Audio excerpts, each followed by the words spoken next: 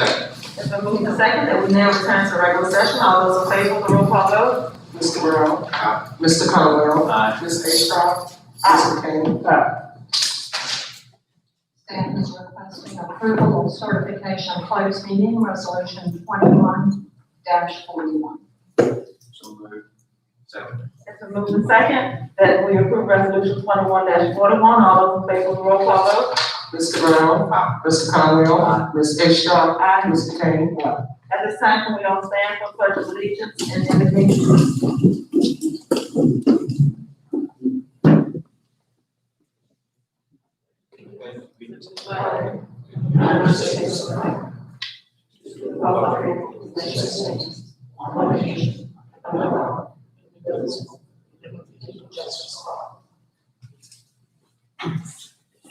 Can we still remain standing for prayer, please?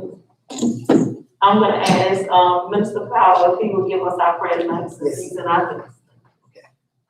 Most holy and all-wise God, Father, we do thank you for another opportunity as we come together on this hour.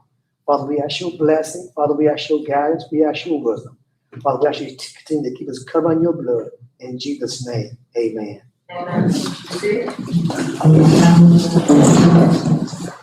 Staff requests approval of the agenda with no action items. So moved. Second. It's been moved and second that we approve agenda with no added items. All those in favor, roll call vote? Mr. Brown. Aye. Mr. Conwell. Aye. Ms. Ashcroft. Aye. Mr. Kane. Staff is requesting approval of the consent agenda. Consists of the meeting, minutes of the meeting September 8th, budgetary matters, warrants, and resolution 21-43, personnel matters resulting from closed session.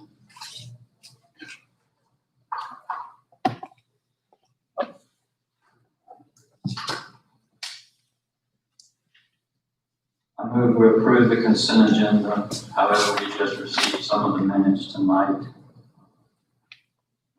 Can we defer those minutes just a minute? Sure, if you would, amend your motion to approve, portions of the consent agenda with the exemption of the minutes. I move we approve the consent agenda with the exemption of the approval of the minutes.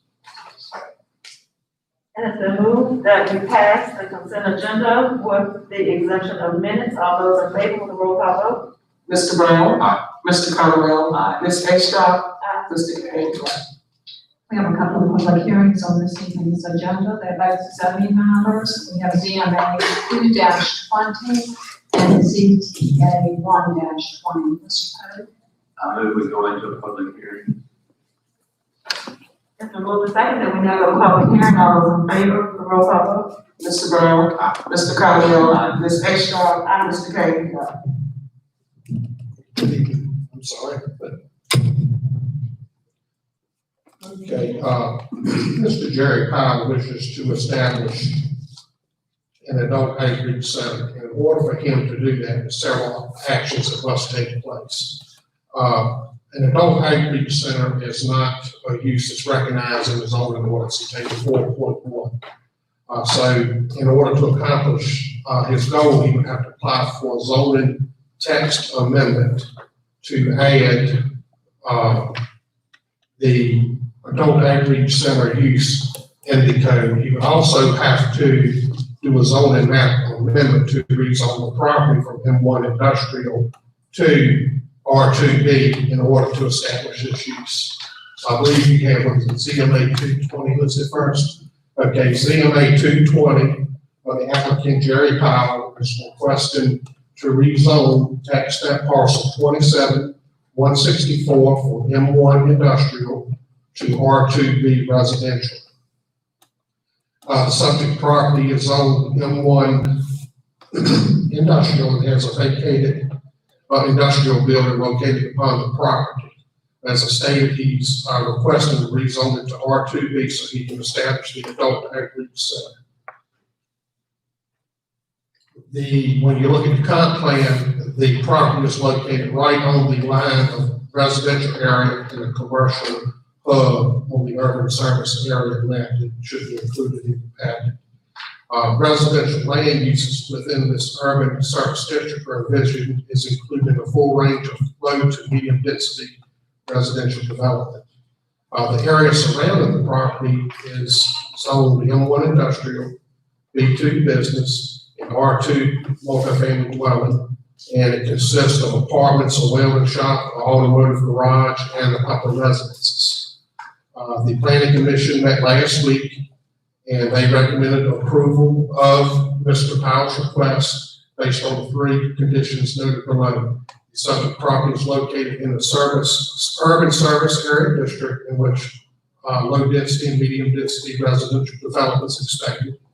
The surrounding properties are already zoned R2B multifamily, thus rezoning the parcel to R2B will prevent any encroachment on the existing line of the neighborhood.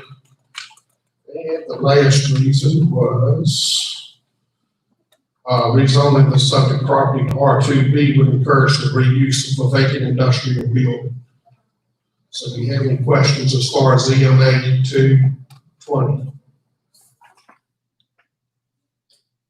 All right, the next case was ZTA 1-2020. This is where we must amend table 4.1 of the zoning ordinance to allow an adult outreach center as an approved use. The planning commission recommends adding this to table 4.1 as a use that requires a special use permit. Therefore, in order to establish this outreach center, you would have to obtain a special use permit where we can attach conditions to provide safeguards for surrounding properties. Staff also recommends adding the attached definition of an adult outreach center. At the meeting last week, the planning commission voted to approve the definition and to add the use adult outreach center to the zoning ordinance.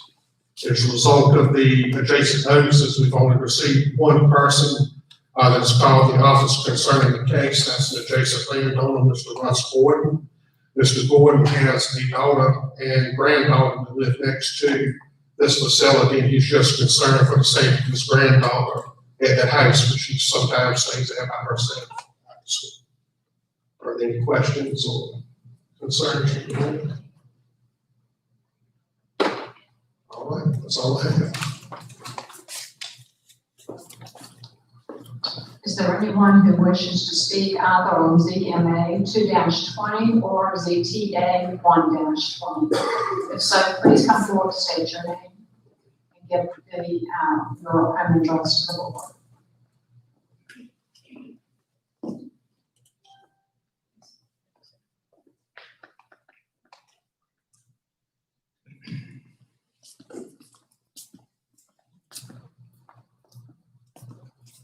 My name is Russ Gordon, and I own the property adjacent to what's coming up in front of you tonight.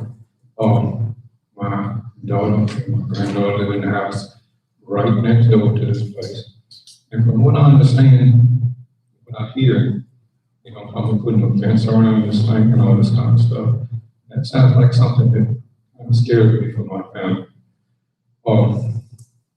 I don't think that we need anything there. That type of people or whatever is going, well, I don't think we even know if it's coming near yet. When you got something like that, you never know who shows up or who will be there. So my concern is for my family, my granddaughter, she's 16 years old, and she does live a lot by herself.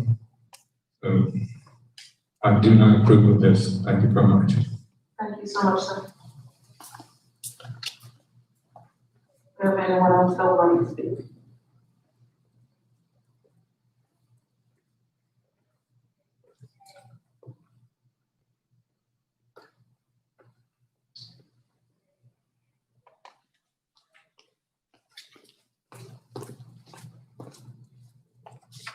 Hello, I'm Kelly Epps. I'm the daughter he was referring to. The house at Skipper's Road is my childhood home, where I wanted to raise my daughter, which we've done for the last 10 years. While I applaud what the idea is behind this, I don't feel comfortable with it beside my home. The building that they're referring to is actually within steps of my daughter's bedroom window. And just when you don't know who's coming, what their background is, what their intentions are, that worries me. As a 16-year-old, especially with COVID, she's there all day by herself now, and sometimes at night if we're working. So that's just a big concern. And like I said, while I applaud the idea, I'm just not comfortable with it inside my home. Thank you. Thank you so much for your comment. Anyone else?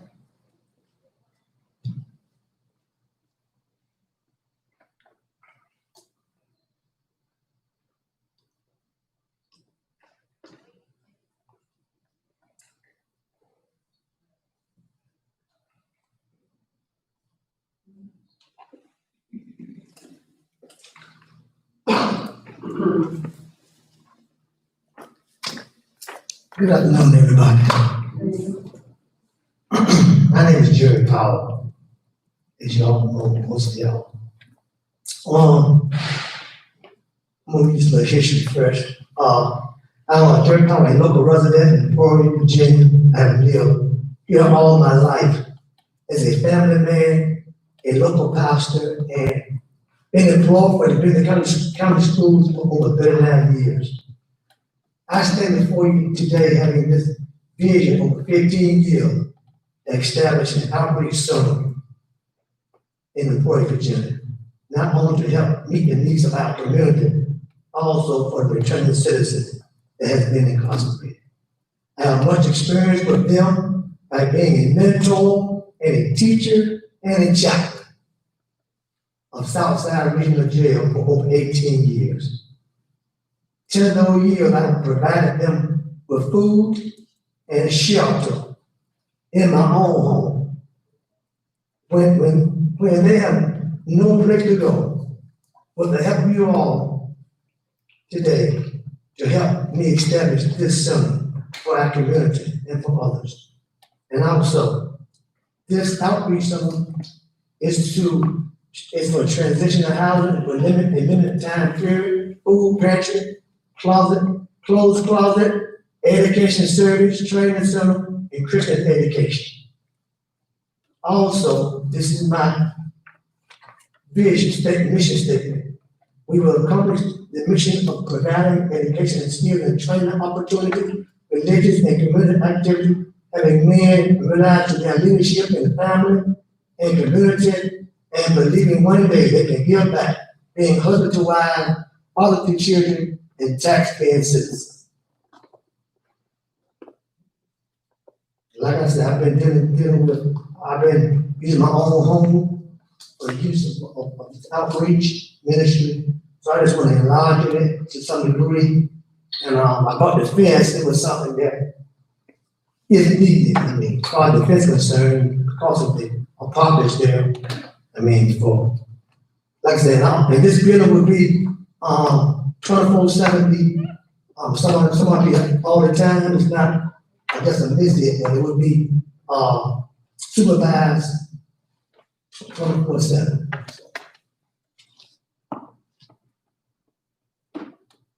I would just have one question. As far as security for the building, do you have anything already set in stone for security for the building? But I've talked to certain companies and talked to some different people about it. I was trying to see where it's going with this, or I continue to move forward. Okay, because I think to my awareness, if you're gonna deal with offenders coming out, you would have to be a certified programmer, correct? Yes, ma'am. Have you gained your certification for that as of yet? Yes, ma'am. I've talked to, yes, I got incorporated everything. But you're not gonna just work with No, ex-offenders, you work with just the general. community, the whole community, not just FX. And I'm just maybe starting off having like 5 maybe, okay. You know, and see where it goes. Like I said, I've been dealing with this for 18, 20 years with these men in jail. I mean, you know, I've been there myself pretty much, you know, for the welfare for others. They have done their time, and my job as a man and a pastor to help them, you know, grow is to be a man, taxpayer, something. Husband to wife, father to children. You know, that's my passion. So, you know, so pretty much, you know, there's something I am really excited about it. And I think we'll do good for the community. You know, having the love and, you know, and the growth. You know, like I say, I don't believe it'll be harmful to no one because we will have everything in motion. I got also a good, I got a good team. I got a good committee, Charles, Captain, Ronnie Franklin, and other things I have, so we kind of, you know, really move forward with this. And we do understand the concerns of the gentleman and the lady that came up. We will not just be working with any offenders. All offenders will be screened, and we also would not be working with sex offenders. So I do believe that that would be the main concern of people is just, you know, would be sex offenders. So we wouldn't be dealing with sex offenders, and every offender, well, at that time, ex-offender, returning citizen would be screened. We would have selected people that we would help because we know we can't just help anybody. And we do understand that there's living quarters right there. So we want to look out for the best for the community. So we know that everybody can't be helped. And then within this, she said next door to them, it's 8 acres. You know, it's 8 acres. Most of them trying to put things in the back and have enough room, a lot of room there to do a lot of things, you know. As far as the fence concerned, that's something that if need be, you know, for the security or the welfare of the people, I would, you know. So that's not nothing, you know. Like I said, we'll be streaming. You know, I would have contact DOC, you know, they will won't be able to stream one that, you know, it's not, you know, sex offenders or weapons.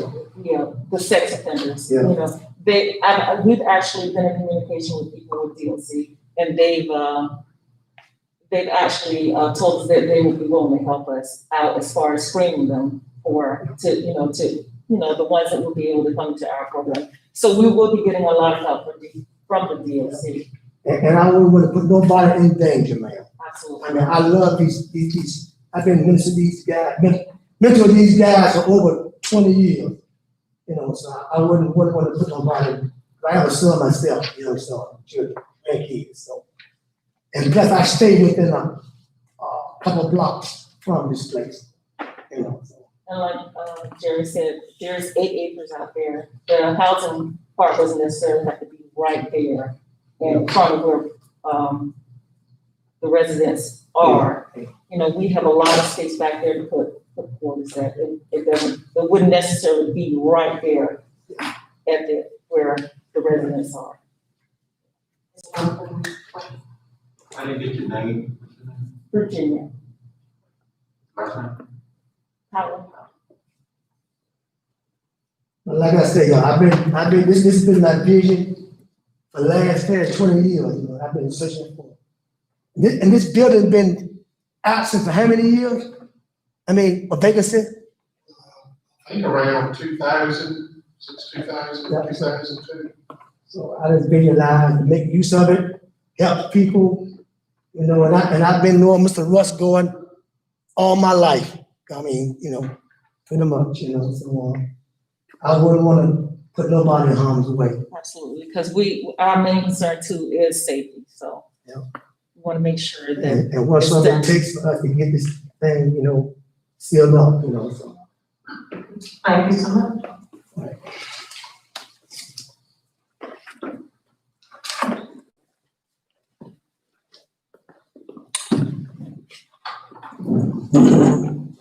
Making a motion that we now return. Well, actually, we have anyone else that wants to speak? Or- We will return to regular session. I move the second that we now return to regular session. All those in favor of the roll call vote? Mr. Brown. Mr. Conwell. Aye. Ms. Estrada. Aye. Mr. Kane.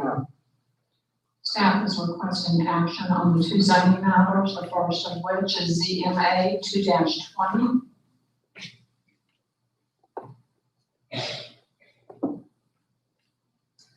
I recommend a motion to approve ZMA 2-20. I'll second.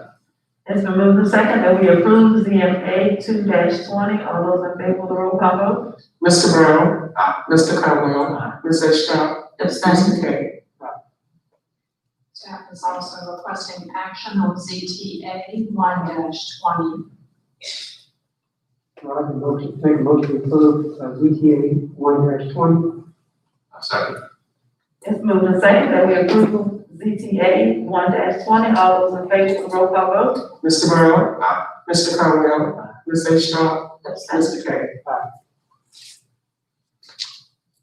There are no items with appointments this evening. Citizens' comments is next on our agenda. Anyone wishing to speak before the board, please come forward, state your name and address.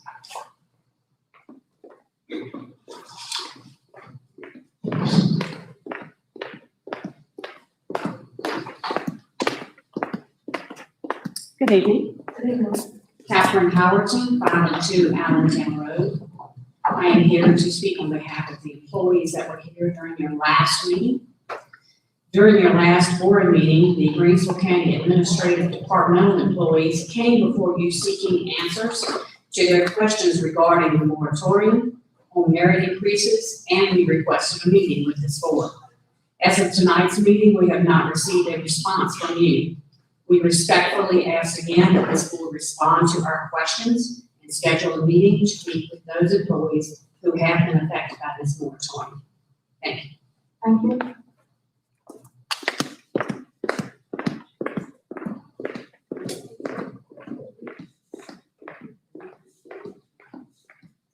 Anyone else would like to speak?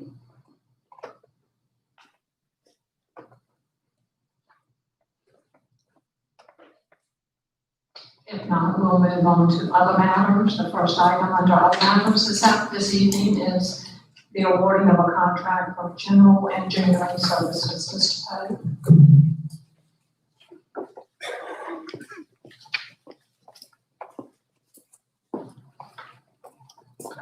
Good evening.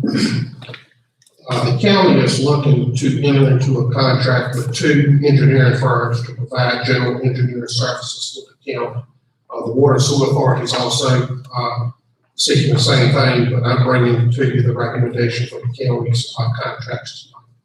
On July 19th, the county issued an RFP requesting proposals for general engineering services. On Tuesday, August the 11th, we received 4 proposals, one from Hurt and Profit, one from B&B Consultants, one from the Timmons Group, and one from C9 Consulting.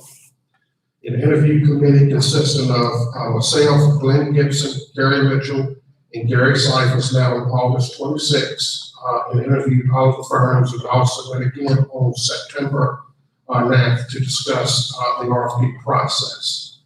As a result of the interviews, staff has recommended that the county enter into a 3-year contract with the Timmons Group and B&B Consultants to provide general engineering services for the next 3 years. Staff is requesting approval of the attached resolution and also is requesting authorization for the county administrator to execute contracts after favorable review by the county attorney. Do you have any questions? I move we approve resolution 21-42 presented. It has been moved that we approve resolution 21-42. All those in favor, roll call vote. Mr. Brown? Mr. Conwell? Ms. Ashaw? Mr. K? Next item this evening are revisions to the Elderly Commons Facility Use Policy, which also include COVID-19 addendum. Mr. Sanders. As part of the September 18, 2020 Friday memo that was distributed to the Board of Supervisors, a copy of the updated Elderly Commons policy was provided along with an additional addendum pertaining to COVID-19. The Elderly Commons Facility Use Policy includes updates as previously discussed, as well as the addition of the required certificate of insurance policy for liability. At the direction of MACOR, they have strongly recommended that the county require renters of the Elderly Commons to purchase event liability insurance. The information is reflected on page 8 of the revised policy. And on page 8 of the revised policy, for the certificate of insurance, the liability insurance that we would like to require the renters purchase, This will start at a cost of $100 and go up slightly from the $100. It does provide a $1 million liability coverage for the renter, as well as for the county as well, in case of any liability or any issues. Staff requests approval for the updated Gold Leaf Commons facility use policy to include the requirement for renters to purchase even liability insurance known as TULIP through VACOR.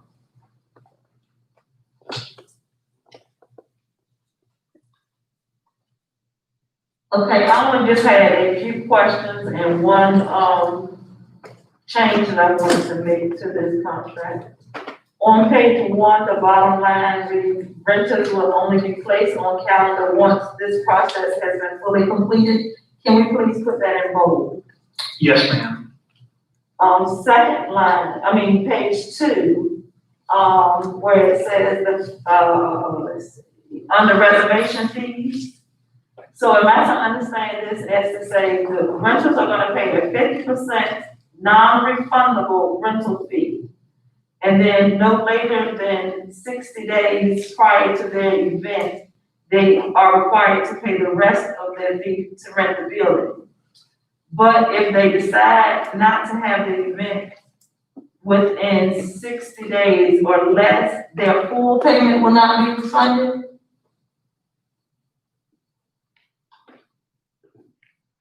I can understand us not refunding the non-refundable 50% rental fee, but if they cancel, we're gonna also take the full payment too? So if they do decide to cancel, you all like to just proceed with refunding them with the partial amount?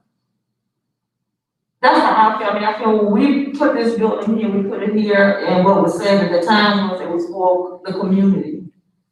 And I feel if somebody's gonna come and they're gonna pay you the 50% non-refundable, it's in black and white, non-refundable in bold, they know that they're gonna lose that 50% should they cancel the event. If we go ahead and then they're paying their final payment and then something comes up and they wanna cancel it, I personally don't feel like we should keep 100% of their money. I do feel like we should keep the 50% non-refundable deposit, but as far as keeping 100% of their money should they cancel, I just personally don't feel like if this is what we put it in for the community, I don't feel like that's right for us to do. Yes, ma'am. I don't know how anybody else feels. And another question, go back to page 22, where we talk about 250 people things. It says all public, private, and personal gatherings of more than 250 people is being prohibited. I'm trying to figure out how we, during COVID-19, how would we allow up to 250 people to use this facility? Mr. King, that's actually the second part of the discussion. We were just discussing the facility use policy right now. I was gonna discuss that next, if that's okay. What we were discussing now is just adding in the TULIP requirement. Currently, we do not require renters to have liability insurance, but to provide the county as well as the renters with liability insurance, we were asking that the board consider requiring renters to purchase a TULIP insurance. That was just for the facility use policy right now. I just had one further question about the security deposit. So on top of the $1,500 that they're paying to rent the building, should they rent it for like a Friday, Saturday, there's an additional $500 security deposit? Yes, that was based on what was previously in place. Now, is that security deposit, once they return the building back and it's proper, just like they found it, they're gonna get that $500 back? Yes, they should receive the security deposit back, provided that it's left in the state as requested by the facility use policy.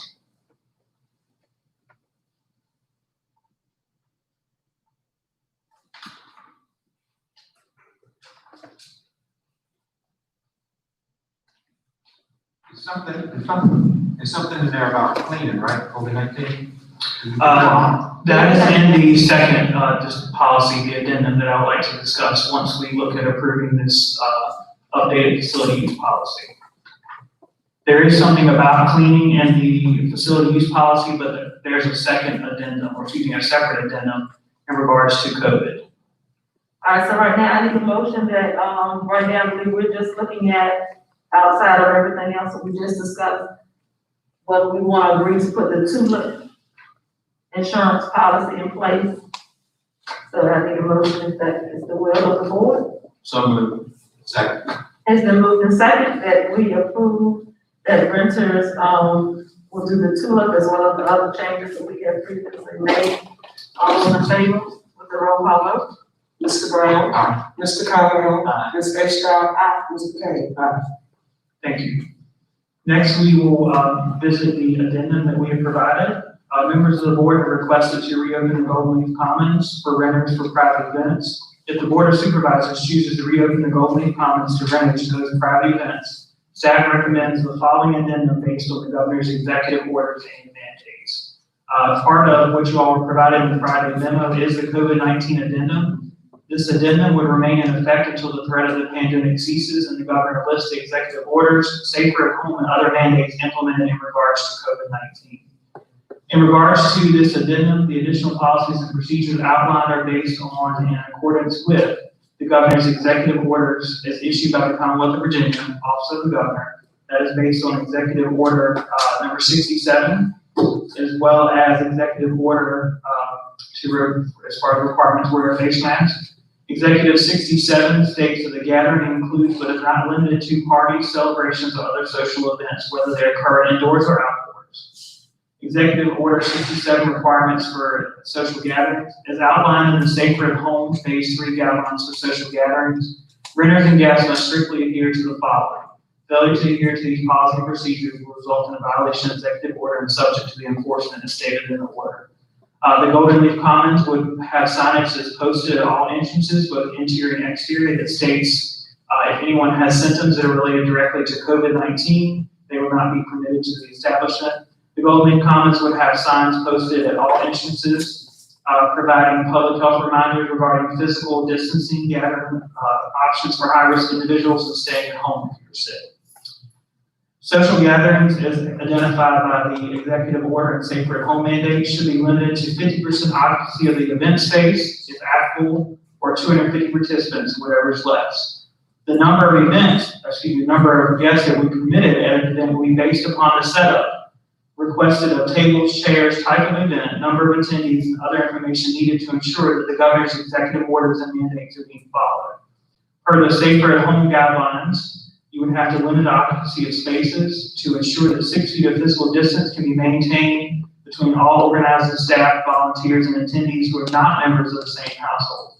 The Golden Leaf Commons staff will need a plan set up to include the number of guests expected to attend the event, the type of the event, the plan for guest seating. For example, family members from the same household may be seated together at one round table, which is 5 foot in diameter. Staff will need to know the number of family members attending from the same household. The renter must provide a plan as to how they will label these tables as guests from the same household seating areas. Renters must also provide a plan that details how they will prevent other guests from mingling or being seated together who are not from the same household. Guests who are not family members from the same household have to ensure that 6 feet of physical distancing is maintained. As the round tables are only 5 feet in diameter, following the governor's guidelines and mandates, you would only be allowed to have one guest seated at each table if they're not family members from the same household. When only chairs are being utilized, seating must remain 6 feet apart. Renters and their guests would not be allowed to rearrange tables and or chairs once the setup is complete by facility staff.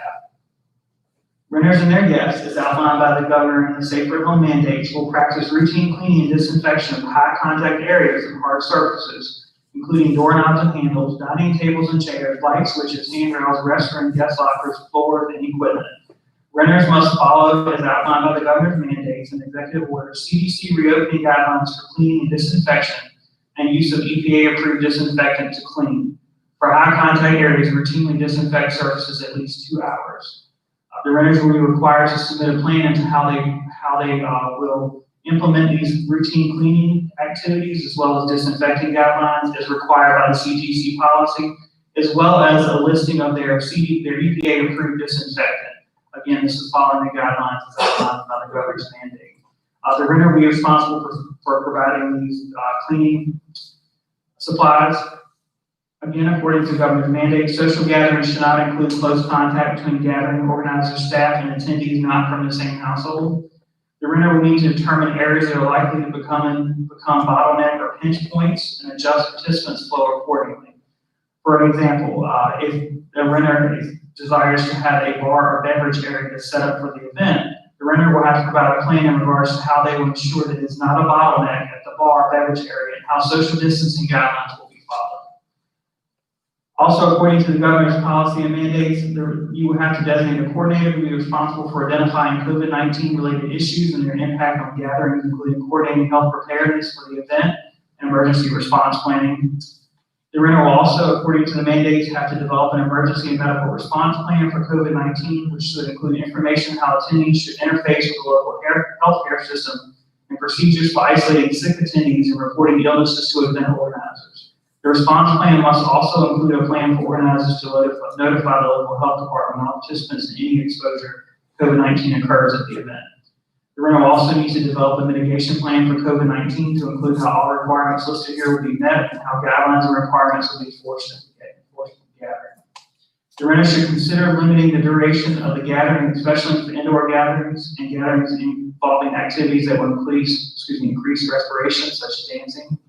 Restroom facilities would have to, renters would have to ensure that participants and attendees at the event abide by the number of folks that will be allowed in the restroom at any given time. According to the governor's mandates, any attendees at a social gathering should leave as quickly as possible following the event in order to limit contact and exposure to themselves and other attendees. The renter is also encouraged to establish a relationship with key community partners and stakeholders such as the local health department, community leaders, hospitals, and law enforcement. They're also expected to collaborate and coordinate with them on broader planning efforts for the gathering. We also ask that the renter submit a plan that outlines protocols and ensure they will follow as outlined above, and also that their guests will follow. A recommended process would be to screen all attendees for COVID-19 symptoms as defined by the Centers for Disease Control, as well as take temperatures for their attendees. As stated by the Safer at Home Phase 3 guidelines for social gatherings, private events may be held at venues provided they can comply with the guidelines as listed above. In addition to those guidelines as listed in Executive Order 67, as well as the Safer at Home, we also have the Executive Order 63, which is requirements to wear a face covering while indoor buildings. And as stated by the governor, face coverings, all patrons in the Commonwealth age 10 or older shall, while entering, exiting, traveling through, and spending time inside the settings listed below, cover their mouth and nose with a face covering as described and recommended by the CDC. And that would fall under number 6, any other indoor place shared by groups of people who are in close proximity to each other. The directive further states use of cloth face coverings does not replace the need to maintain 6 feet of physical social distancing, clean and disinfect frequently touch surfaces routinely in all public settings, stay at home when sick, and practice frequent hand washing. You also see as part of this is the same listing as far as the TULIP insurance policy or agreement as far as requiring TULIP. And do you all have any questions so far? Again, if the Board of Supervisors chooses to reopen the voting comments to renters for this private event, staff recommends that they look at approving the policy as outlined. In item D of other matters on tonight's agenda, there will be a discussion by the Board of Supervisors for the consideration of the reopening of the voting comments to renters for private events. Debbie Drummond, facility manager, will now provide an update of the rentals for the remainder of the calendar year. Ms. Drummond.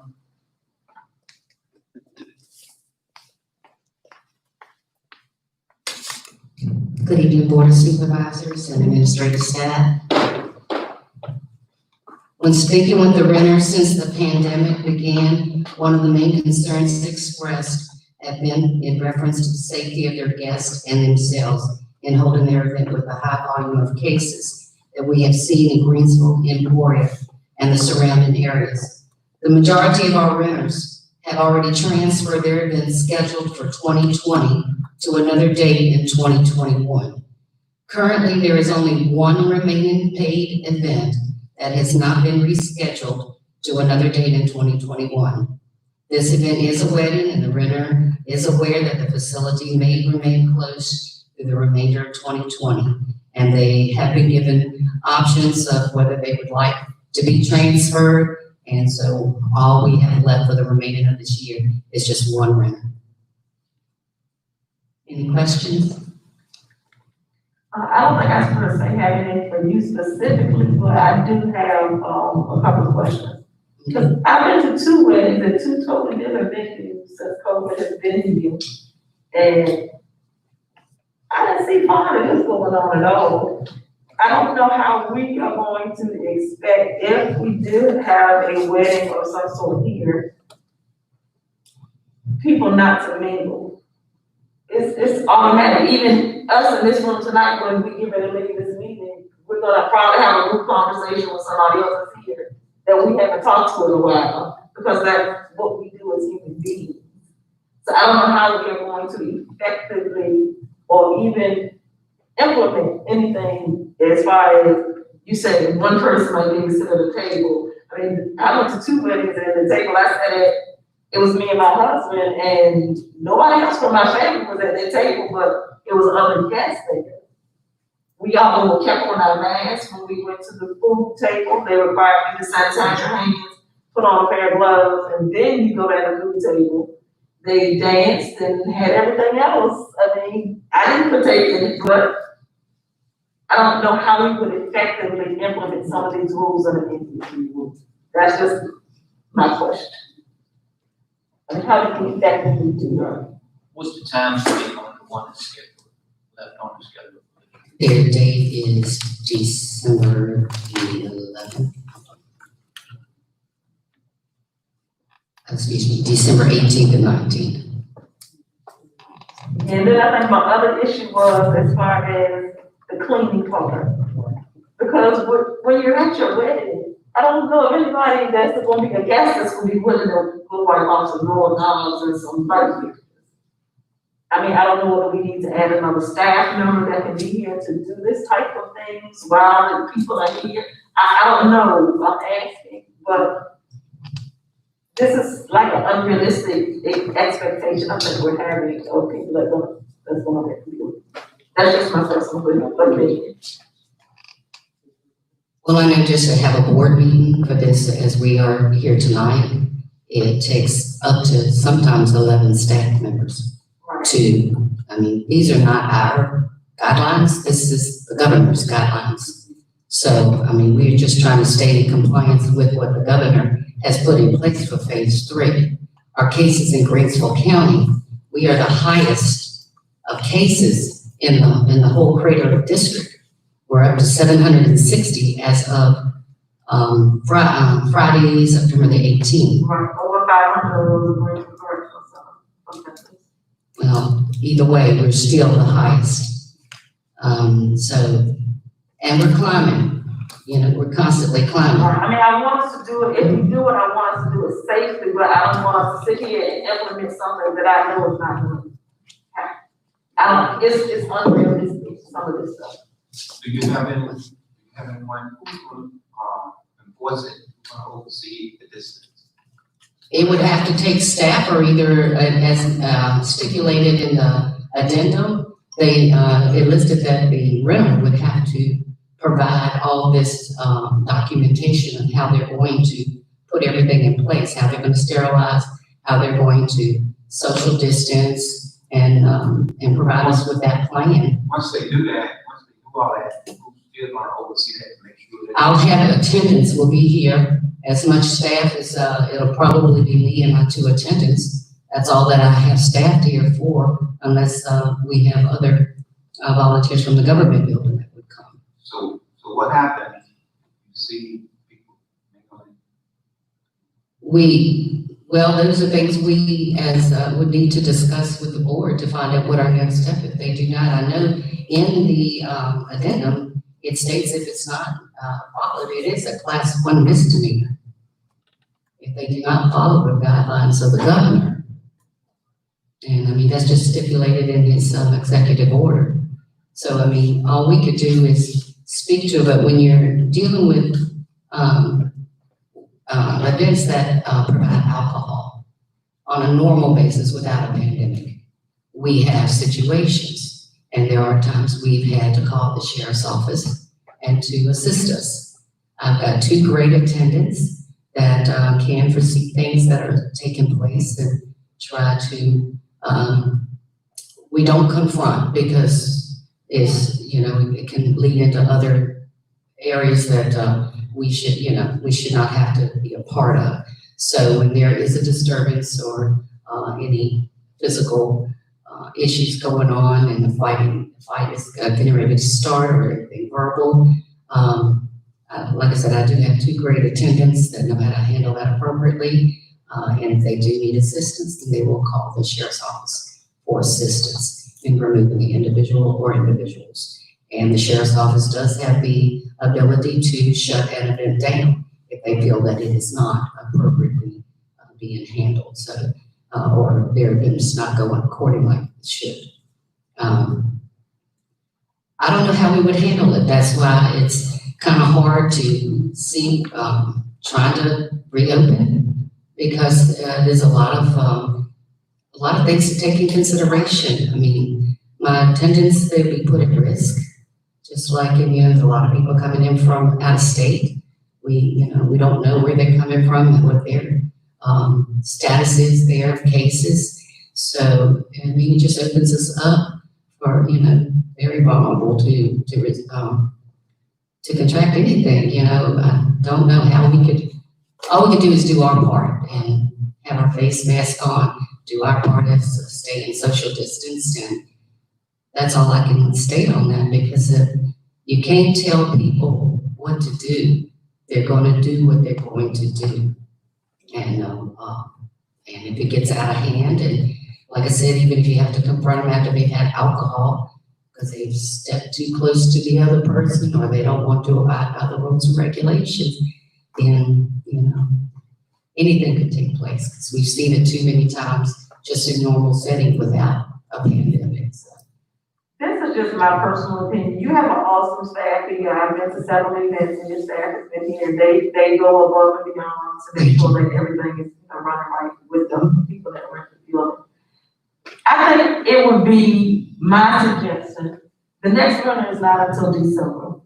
Why don't we take a little bit of time, actually reach out to some other venues that are open currently, that are having events on a regular basis, and actually see what they're doing to, combat some of these things that are in the governor's mandates, just to make sure that, hey, they might give us something that we hadn't thought about that we can do to make sure that everyone is safe at all times. So I would suggest that we reach out to some other venues and actually see some of the practices they have been using over the last couple of months. I can support that too, because I don't think with these requirements in Executive Order 67, we could open at all possibly right now. So I'll support you. And the next thing I would say this is, we have to even get flu season here. We have flu and we have COVID. We have no idea what these are going to be like. Exactly. We don't know. So I think my personal position would be that tell them they can't come. That would be my personal position. You know what I'm saying? But I have a call to keep on going, because I just don't see how, we talked before, even under normal circumstances, you ain't gonna control the card. The things that they have done, that you told us the people have done in the past, Yes. and all of a sudden, this time you put people on life at risk. Right. We just say, I mean, before we had this COVID-19, we had a problem with people renting the place. But now, when I confront somebody, I put my health at risk. Yeah, I just think that we should investigate a little bit more just to see if there's something else that we can do just to make sure that we have that extra amount of safety for everybody. I will reach out to other entities and get that information for you. And the least thing I would want to see anybody rent this facility and get charged with this. I would never want to see that happen, you know what I'm saying? Because they're gonna look back at us. Because somebody got to charge with this. And they're gonna look at Greensville County Board of Supervisors and say, oh, you rent that place down there, you get charged with this. Any more questions? Thank you.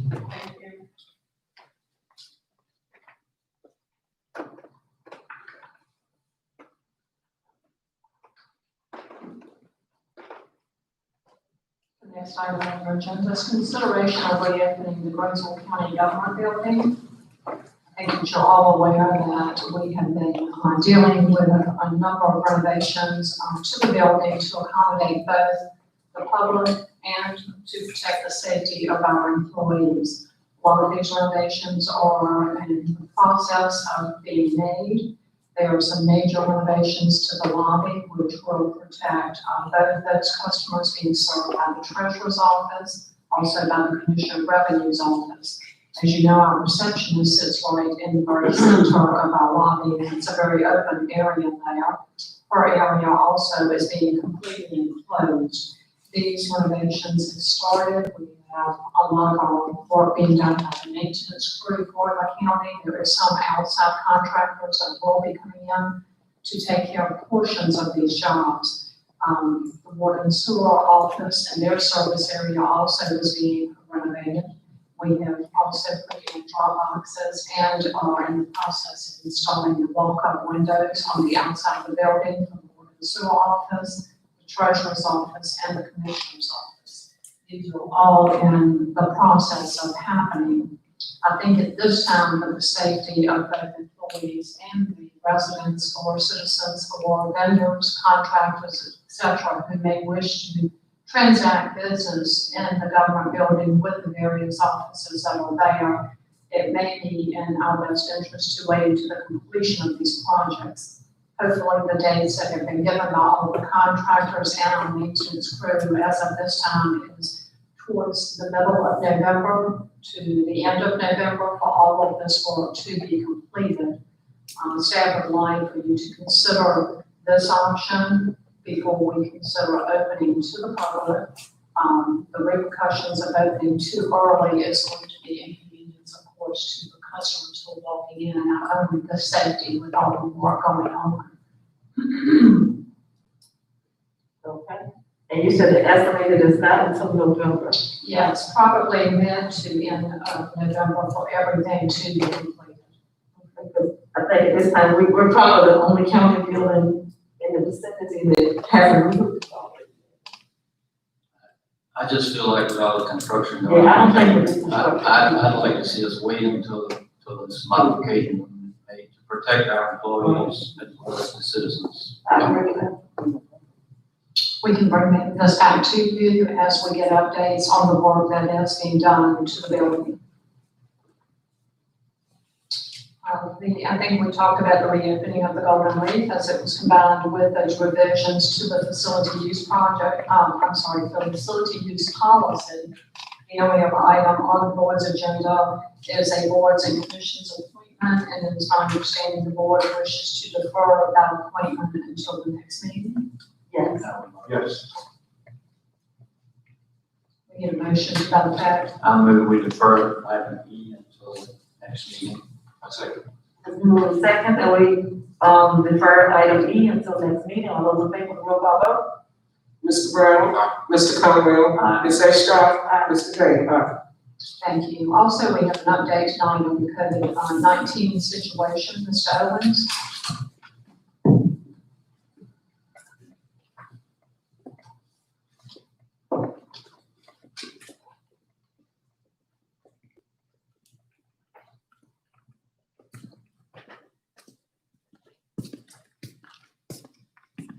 Madam Chairman, board member, administrative staff, the COVID-19 briefing. I won't stand here before you tonight and repeat that we need to practice social distancing, staying 6 feet apart, making sure we stay in small groups, and I won't tell you need to wash your hands. If you don't have warm soap or water, use hand sanitizer. You need to stay at home if you're sick, not expose yourself to a coworker, and don't travel unless needed. I won't stand up here tonight to tell you all that again, but seeing how I was in the neighborhood, I thought I'd bring it up. All right, according to the statistics provided by the Crater Health District, as of Friday, September the 18th, there were 760 positive cases of COVID-19 reported, including 13 deaths. The city of Emporia had 245 positive cases reported, including 20 deaths. That brings the total positive cases to 1,005 for the county and the city, all right? And those numbers include the Department of Corrections facility in Jarrett, Virginia for county numbers, and it also includes long-term care numbers for the city of Emporia. But then keep in mind, when you deduct the 500 cases at the Department of Corrections and the amount of the long-term care facilities, and you still compare those with communities of our size in the state and region, we're still not where we need to be as far as positive cases. I don't know what else we can do to spread the word out in the community, practice those things that I just mentioned. Now, staff conducted a drive-through test in partnership with Crater Health District in the city of Emporia, and we conducted the test at BPI Extension Office just off of Stewart Street, and we had a total of 13 residents that signed up and came through the testing area. Now, staff was on a conference call last week, and Crater Health District, in order to get more people tested, they're increasing they're bringing on a mobile test team that will assist in providing the manpower we need to do those. And currently, we're working on a schedule to try to schedule at least 3 tests in our community per month. And the staff will update you on that as we confirm that with the Crater Health District. It is trying to bring that team on board and get those up and going.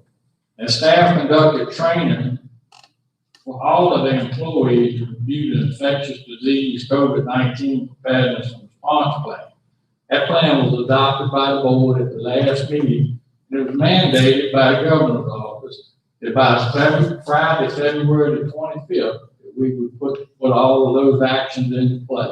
Each employee was provided with a copy of that plan. And the plan is in place now that every employee will do a self-screening in the morning, and it'll be recorded on the computer. All right, if they didn't have a temperature and they didn't have the signs and conditions of COVID-19. So hopefully that will help prevent spread within the workforce. And it also outlines what the employees' rights are concerning the law and COVID-19, including leave in case you're sick and those type of critical services that are needed. All right.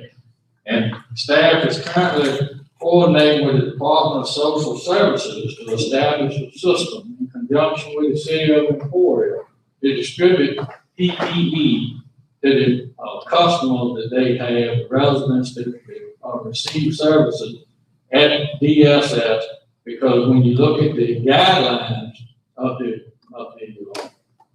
PPE giveaway, the governor's task force wanted us to make sure that they got into the hands of the underserved and the underprivileged and the economically depressed communities. So those people that receive benefit from DSS would fit that glove. So staff feels like that's a good, effective way to help distribute them.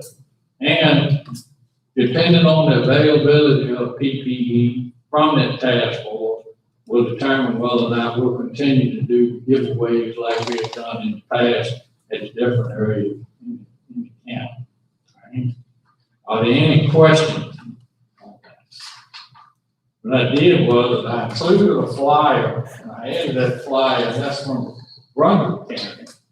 And you know, Greensville County was a pilot program for this governor's task force for health equity. And now Brunswick County, our neighbor, is able to receive free PPE. And I was talking to the emergency planner up there, and they were brainstorming on ways to distribute it and get it out to the community as fast as possible. So they tied in with their solid waste collection site. Their staff is going to help. They have volunteers to help. And they also went to some faith-based organizations. So they're planning on doing a massive giveaway in 2 days in Brunswick County. So that's one of those brainstorming ideas. I'm gonna wait and see how Brunswick's success is on that. And I'd rather borrow a good idea than create one at my age. So if that is a success, and we can get those PPE items sent to us, then that may be an option for us to help get PPE out to the community as fast as possible. All right. Any questions? Thank you. Thank you very much.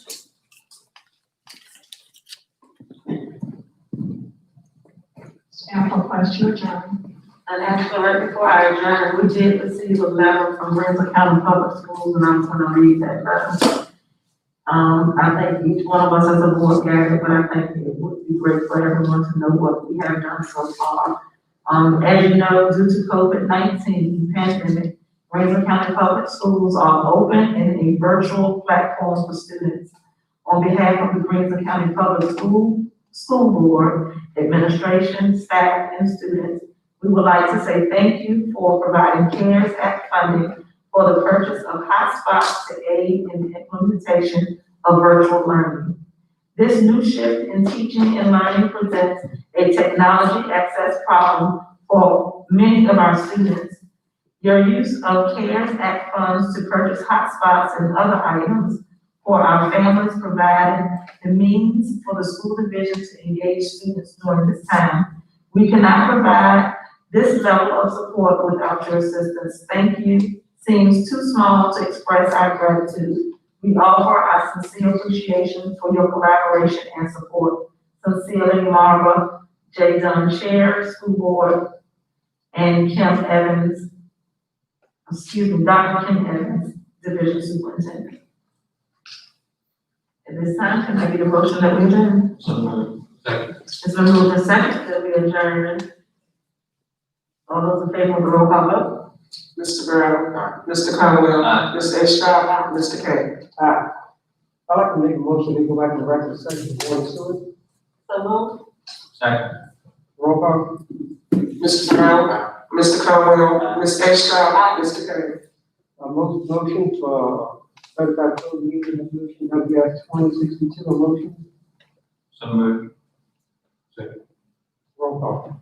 Mr. Brown, Mr. Conwell, Ms. Estrada, Mr. K.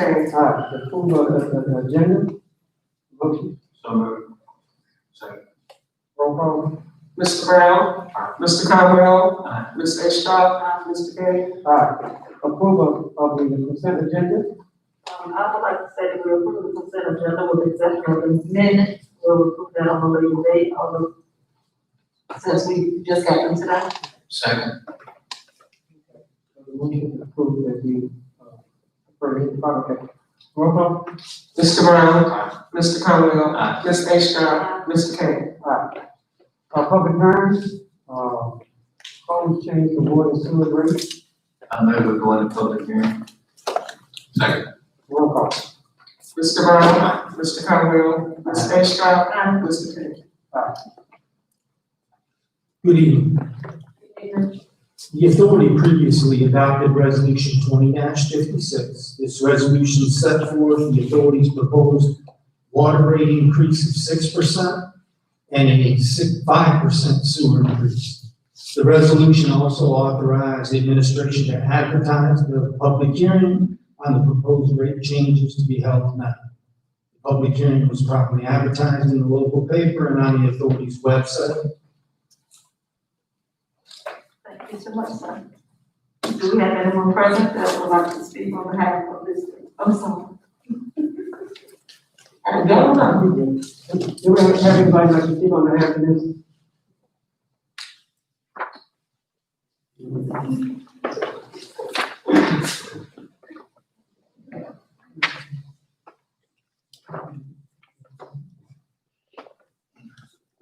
Name is Louis Matthews, 66 Corner Road. I've said it before, I know we got to raise the water rates because you got expenses of this and that and other. Got a new pond, there, you got water plants, problems here and there, where they run water. But one thing I've always said, please don't find anything else, no new corporations, no prisons, because every time y'all found something, water rates go up. I know our water rates ain't gonna go up just a little bit this time, but every single time, the prison was gonna be so wonderful. And we spent $7 million on courthouse, and then probably $4 million on upgrading water systems and everything. Dominion Power, they come in, gonna do all this great things. We've had to run water line from Jared all the way down to them. Plus, from reading, being head of the meeting, we're paying, the county's paying more for water so they can get water than what we are getting, making off of it. But, we still don't have any recreation. We got a big pond, but you can't go fishing in it. And for another, and that's always been one of my gripes. So, I understand raising the water rates a certain amount, but please, unless you find something that's gonna make us money that the taxpayers ain't got to end up shoveling it out for them to come in, kind of hold back a little bit. Thank you. Thank you. Anybody else?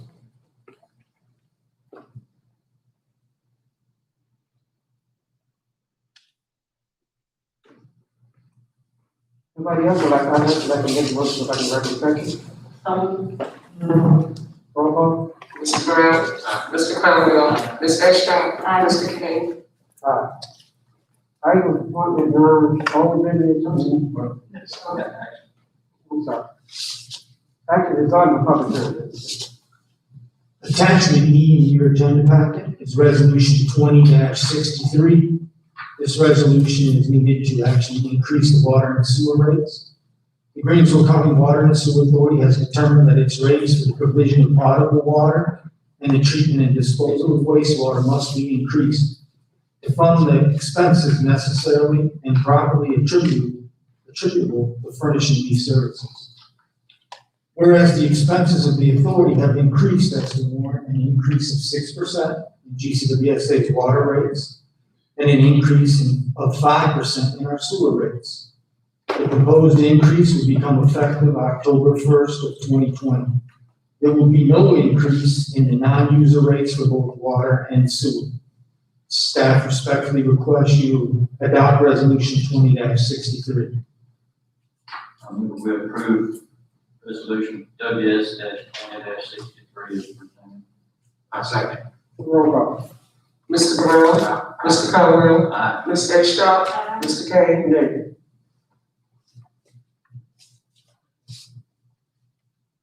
Attachment F in your agenda packet is resolution 20-64.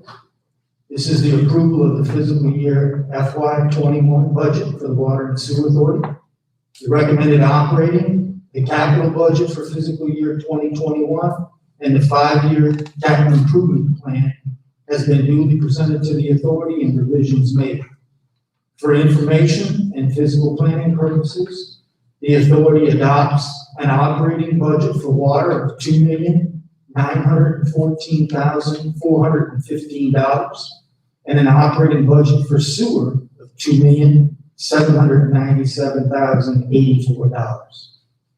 The authority also adopts a capital budget for water of $158,227 and a capital budget for sewer of $299,705 and a 5-year capital improvements plan.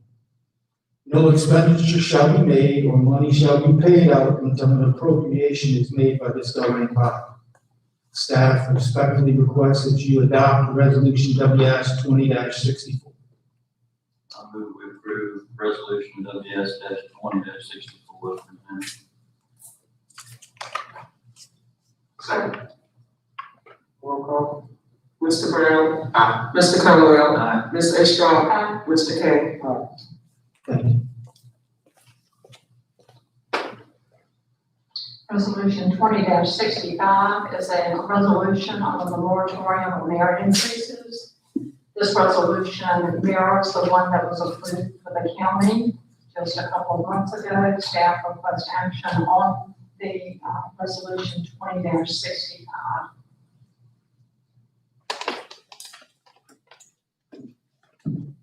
I move that we pass WS-20-65.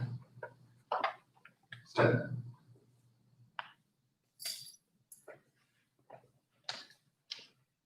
Roll call. Mr. Brown? Mr. Conwell? No. Ms. H. Scott? Mr. K?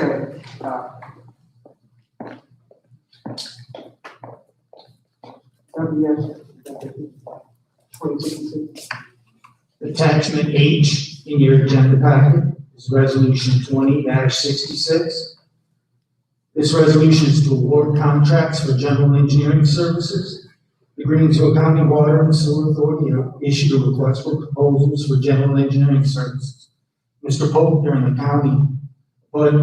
county agenda, county meeting, explained the procurement and the interview process.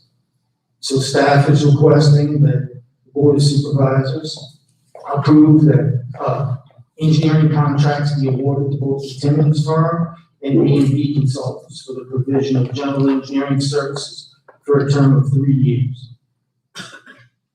Move we approve resolution WS-20-66 as presented. Roll call. Mr. Brown? Mr. Conwell? Ms. H. Scott? Mr. K? WS 2067.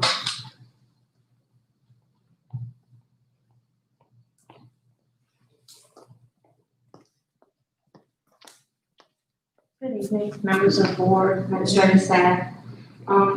Resolution WS 2067 is an extension of the service disconnections by the SCC. On September 14th, the State Corporation Commission received correspondence from the governor requesting the commission extend the moratorium through October the 5th. This is to allow the General Assembly and the governor to take action. The SCC has stated more firmly in this moratorium that they will not extend it again, that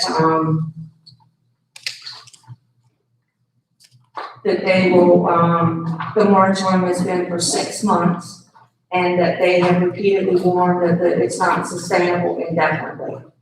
So the commissioners urge the governor and the General Assembly to appropriate funds for the direct financial assistance to those customers who are unable to pay their bills due to COVID-19 pandemic. Whereas the essential water and sewer services provided by GCWSA are funded through revenues generated from metered sales. Although we've not disconnected or charged fees since February of this year, we are asking, we're asking the board to consider approve the following. The customers who have suffered a documented substantial loss of income due to COVID are encouraged to contact the GCWSA business office and apply for a CARES grant. If approved, then we will directly apply a credit to that customer's past due bill. We also, customers in the arrears which do not qualify for the CARES grant are encouraged to contact my office to set up a 12-month payment plan, which is also part of the moratorium. And then with that payment plan, as long as they remain current, then they will not have their services disconnected nor be charged penalties. And then we also, late payment penalties will be applied to past due accounts as of September 22nd if you approve this resolution. And also, service disconnections for non-payment and reconnection will resume October the 8th. And we're asking all of our customers to either pay their past due accounts in full by the 7th or have an extended payment plan on file. And this is what the staff is recommending for the board to approve. WS 2067. So moved. Roll call. Mr. Brown? Mr. Conwell? Ms. H. Scott? Mr. K? Thank you very much. Is there a motion to adjourn? So moved. Roll call. Mr. Brown? Mr. Conwell? Ms. H. Scott? Mr. K?